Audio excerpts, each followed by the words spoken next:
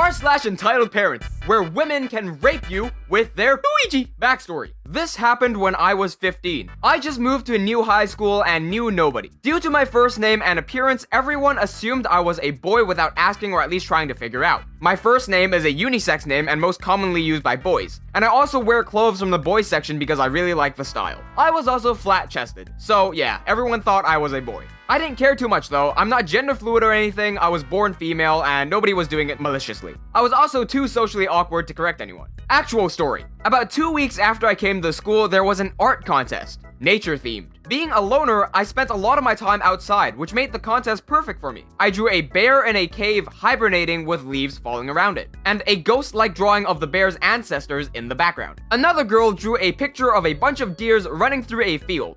This girl was the entitled girl.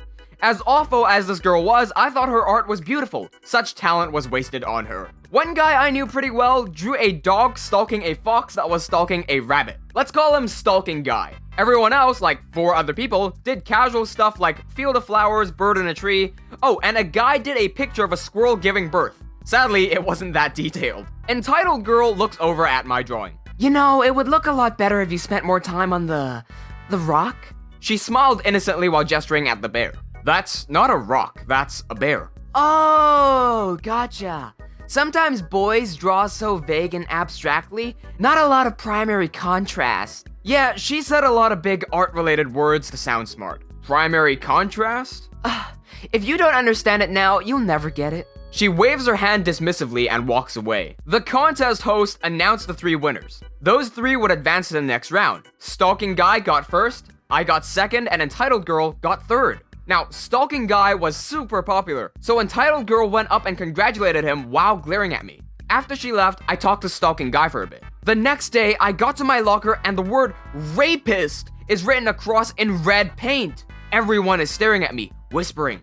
Entitled Girl walked by with a security guard. That's him! That's the boy who raped me! I'm asked to go with them and I do. People were screaming at me and calling me names. Somebody threw a half-eaten burger at me. McDonald's morning cravings, I guess. We get to the office and Entitled Girl's mom is standing next to the principal's desk with the smuggest look on her face. Principal, do you know why you're here? I think so. Entitled Mom. Don't play games, you little poo. You raped my daughter. Entitled Girl. Yeah, he did. Principal, did you? Me. No? Don't lie. You held her down and raped her. Me. With a light bulb. With what? Entitled Mom. With your Luigi! How else? Principal, I don't know what else to say other than she's lying. No, I'm not. My friends witnessed it. Friends 1 and 2 get called into the office. Principal, OP, your parents are on their way. Do you want to wait for them? Me. No, I want to hear what friends 1 and 2 have to say. They tell their story about how I raped Entitled Girl outside the back of the school, keeping it short and simple. I started to laugh. How dare you? You rape my angel, then laugh at her? You should be kicked from the art contest. I'm still laughing.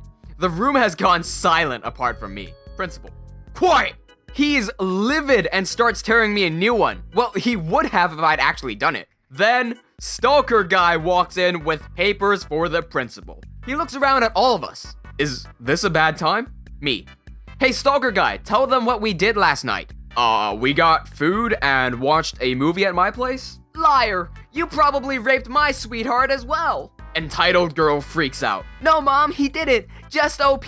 Stalker Guy did nothing wrong, I promise. Principal, but if OP was with Stalker Guy, how did he rape you? Are you calling her a liar? Just kick him from the contest and we won't sue. Me. I'm sorry, but the way you described what happened makes it impossible for me to do it. What do you mean? Are you calling me a liar? Yes. This boy— I'm not a boy.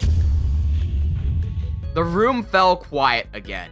The girl's and entitled mother's face went white. Principal looked confused and Stalker Guy had a look of realization. Oh, so that's why you wear your PE clothes under your normal ones. Entitled mother goes ballistic, screaming and shouting at how I'm lying. My parents get here and confirm that I am indeed a girl. Entitled mother got chewed out by our principal and kicked off the parent association thing, while Entitled Girl and her shitty friends were suspended for a week. Entitled Girl was kicked from the contest and banned from participating in any of them for the rest of the year. She had to pay for the paint to be cleaned off my locker. I'm in my junior year at that school, and some people from my year are still debating on my real sex and gender. You know what this reminds me of? When I was a lot younger, like when I was a kid, I used to have really long hair and a really feminine build. I also really liked girls' toys. Now, I wasn't gay or anything, I just really liked girl stuff. And I remember being with my mom in a lift with an old man as well, and the old man looks at my mom and says, "Wow, your daughter looks really pretty." And so I'm pretty sure that until I got into secondary school,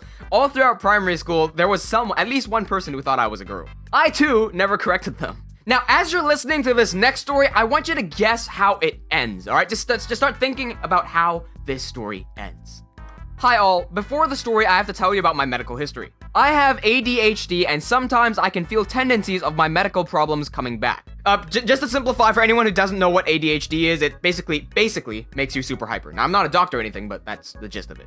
I used to have to take medication, dextroamphetamine, and this is used to force concentration for 4 hours per half tablet, and that was the dosage I was taking. Onto the story. During year 8, section 1 or first year of junior high, I had a bully who knew I had this medication in my special sandwich, Sugarloaf, and sometimes would exploit me for my medication during the exam time. Sometimes I would just squash the sandwich into an edible ball and force the ball into my mouth, but one day he took the sandwich before I could squash it and just ate it. I knew from the first time I took the medication, you feel really high and ready to concentrate, but the hangover from the medication was terrible. You have a splitting migraine and you're really sensitive to sound, light, and smell. Since I got used to the medication, the only hangover effect I can still remember was enhanced smelling. I remember one Saturday, as I woke up and still laid in my warm bed, suddenly I could smell curry leaves and lemongrass uncut. Then I knew my mom was cooking curry that day, but back to the story. As it was the first time taking my type of pill, he had a slightly larger dose.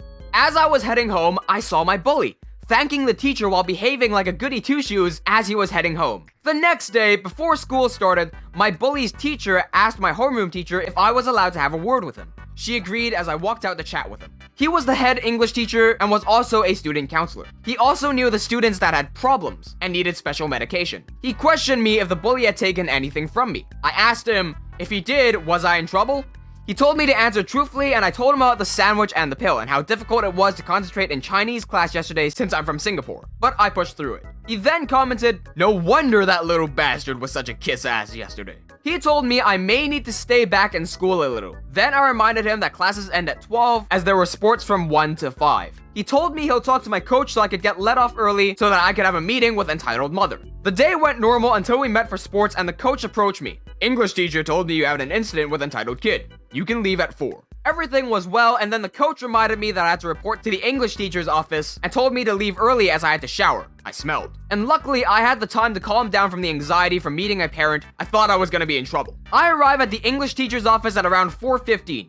He welcomed me and told me not to worry. I was the victim. I saw the clock slowly move from 4:15 to 4:30 to 4:45, and then heard the entitled mother stumbling into the teacher's office with entitled kid in tow. When entitled mother arrived at English teacher's office, I was still outside and saw entitled kid smirking, thinking I was in trouble. I couldn't hear what was happening in the office, but when entitled mother exited the office, she came down to my height and asked, "Did my son take your sandwich?" I nodded and was surprised what happened next. I received a gigantic hug. I was shocked. Then she told me to enter English teacher's office. English teacher had explained to entitled kid what was happening to him as he took the pill. Then English teacher looked at me and told entitled kid to thank me. Why? Why was entitled kid going to thank me? English teacher had suspected that entitled kid had ADHD and realized that after taking my pill, his attitude and concentration had changed like a kid with ADHD. Entitled mother had suspected too, but every time entitled kid was tested,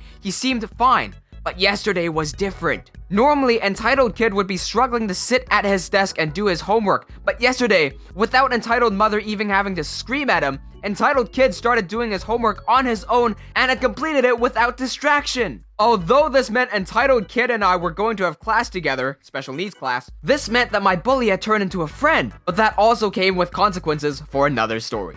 Man, I really love this story because it shows that a happy ending depends on where you end the story. By the way, my friend Harry is a childhood educator and he's in charge of teaching a lot of special needs kids. You can click on this card right up here if you want to hear us talk about why special needs kids are better than additional needs kids. Hey, keep those likes and comments coming because your positive feedback is what keeps this show going. Oh, and don't forget to subscribe, otherwise I'm gonna sue you. Cheers!